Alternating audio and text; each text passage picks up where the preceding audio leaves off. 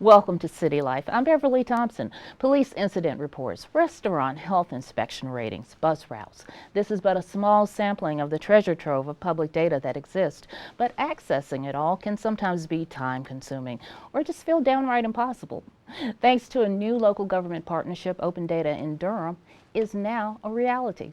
Joining me to talk about how this unique collaboration is opening up a wealth of public data for you are Kerry Goode and Steve Barden. Kerry is the Chief Information Officer for the City of Durham, and Steve is the Application Services Manager for Durham County. Welcome to you both, and thank you for joining me. Thank you. So Kerry, let's get started with you. The City of Durham and Durham County governments launched the Durham Open Data Portal in June, I believe, and most of our viewers probably aren't that familiar with what open data is. So explain to us what that actually means. Thank you for that question. Open data is information available to the public. Data sets such as bus transit information, as well as public health records, is examples of open data. As you may be aware, open data has names and addresses embedded in it. However, when we post that information to the portal, we redact the names and addresses so that the identity of our citizens are protected. Okay, so it's just information, public records that the government has anyway, and normally people have to ask for the data, and all the data is just here, readily accessible, huh? That's correct. Providing the information proactively will make our government more transparent. Gotcha. And I would say citizen focus. Okay, all right. So Steve, how do residents access the portal, and what will they find once they get there? Well, they can access it by going to opendurhamnc.gov. Right now, about 150 plus data sets, and it varies from not a lot of social service type stuff, but more infrastructure and stuff that didn't require a lot of work to put out there. There are a lot of rules to massaging information before you can release it if it contains people information. But there's a lot of stuff out there like bus schedules and things like that that we can put out very quickly. We'll move on from there. Well, what are some of the most popular data sets that you have available? Police incident data is our most popular data set. We had over 20,000 views since our launch date. Wow, that's pretty impressive. In the county, probably the restaurant ratings are our more popular one, and that was one of the first ones that the open data community went after. So Steve, give us an example of what a person would see if they went onto the data set, or if they were looking for a data set. How would that work? They would go in there and it would look something like a spreadsheet, and it's also primarily designed for machines to read too, so that other computers can go get this information automatically without a human in between. That's where the real value comes. You don't have to have people moving the data around. And so you can see the data, but it's also designed in a way that other machines can read it. So how would a machine read the information? What would be an example of something that a machine would have access to and present, I guess, in a readable format or a good format for people? As he mentioned earlier, public health information concerning flu outbreaks or things like that.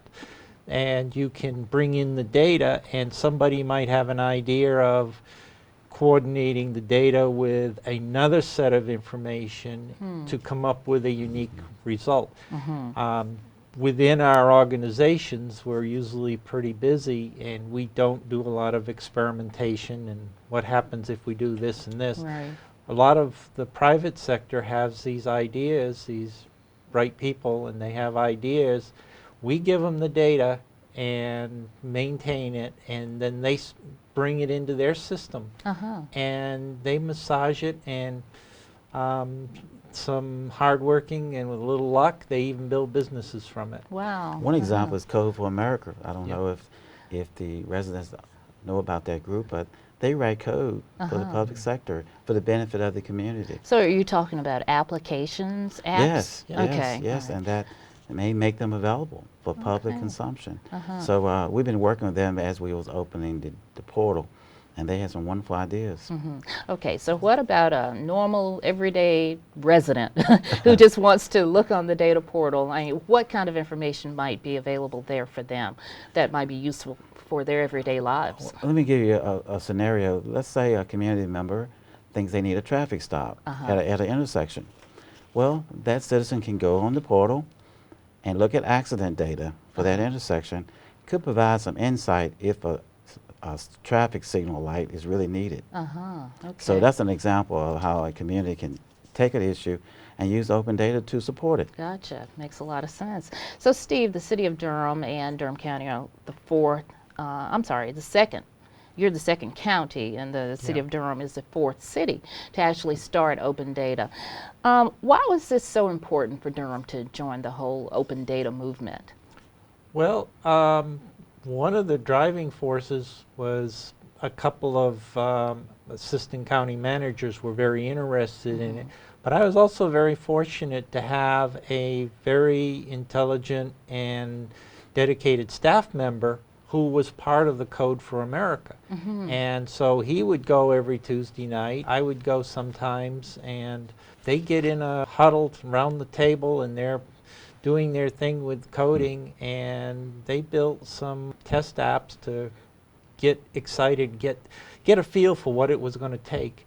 And we were watching how they were working, and it helped us understand how to present the data to them and what they needed to make their processes successful. And I'd like to add that it came from a movement from the community. It is a movement across the United States. I was going to ask you about that. And the movement says since the data was created with taxpayers' funds, so to speak, they want a right to reuse it and to gain insight to help improve their community. So, and bottom line is the public data. It's the public data. That's right. correct. Anyway, yeah. Right. So I know that a lot of cities and counties have separate data portals. Why was it important for the city of Durham and the county of Durham to work together?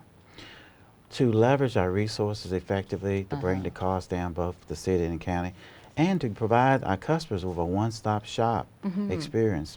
Instead of going to two different portals to get insight, you go to one portal.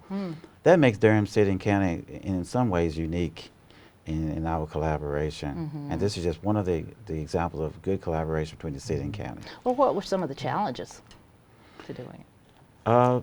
Just coordinating and coming up with a unified policy and processes, which was, I wouldn't say, it was a great experience because we had a great group working together. And Steve, you were about to add something, I think? One of the things we found in some of our research, if you go up to many people and ask them what's a county service versus what's a city service, they can't answer that. So, That's true. And we also had the idea in mind, if we could, to make the city data and county data compatible with regional counterparts, so that if somebody wanted to come in and look at the region, the Triangle region as a whole, they wouldn't have to go here, there, and 20 other places to get the data. So there's also that in back of our minds to try and make it usable for the future. Speaking of the future, what's next for Durham Open Data for the whole portal? I understand there are plans already underway for phase 2. I'll say this: we want to make it bigger and better, and we want to get the word out, and so the community knows it's there and how to use it. So opportunities for the community to engage us, ask us questions, and us provide some insight on how to use this great tool. I truly believe it can be a tool to make a difference within our community. Steve, remind our viewers what the website address is and how they can easily access the information. They can access it by going to opendurhamnc.gov. Okay, opendurhamnc.gov. They can go That's- there if they want more That's information. correct. And That's there's it. also a Twitter feed address as well. That's true. I'm told. That's Uh-huh. true. At opendurhamgov. I'd like to mention that our website have got many great reviews. Really? from Yeah. all- Tell us about it, because I understand people from around the world have actually been to the portal. There's a big open data community out there. Uh-huh. And it started with the Obama administration promoting transparency in government. That community has given us an A+ on our open data portal. We'll take it. Yes. Well, that's pretty impressive, you. I'd say. Name a few of the countries that have actually looked at our site. France is one, and Germany, and there's many others. Our platform has been looked at from many different countries all over the world. They even call and ask us some questions. How do we do it? Huh. That's right. Right, cool, great. Well, we've come to the end of our show, and I just want to give you both an opportunity to make some closing remarks and just tell our viewers what the most important thing they should know about open data is. I would encourage the public to use it. It's a great tool to gain great insight about your government and about your community. Okay, Steve? One of the things I would like to see the public do is ask us for the information. Tell us what you want to see. We have a lot of information, and a lot of it's buried. It's very expensive to put a lot of it out available. And as we begin this process and move into phase 2, it would be very helpful if people said, well, I want this or I want that. And then we can focus on what people really want and not just try to get everything out there right now, which is very difficult and very expensive. I hear. Okay, and it doesn't mean you're going to publish it immediately, but it is definitely something to go Correct. into the pipeline, if you I'm will. glad you mentioned it because every data set will have to go through a process before it's published. We want to make sure that personal identifiable information is taken out, and we have to pull it out of our business system. So it may take a little while. Okay, I hear you. Thank you both for joining me. I really appreciate you coming here to talk about this important tool to promote transparency in government. Thank you. Thank you very much. Well, that does it for City Life. Don't forget to like us on Facebook, follow us on Twitter, and watch us on Durham Television Network and on YouTube. Plus, stay right where you are, because after the show, you'll get a sneak peek at what's to come in the next edition of Durham Magazine. And while you'll want to grab a copy for yourself, I'm Beverly Thompson. Thank you for joining me to learn more about City Life in Durham.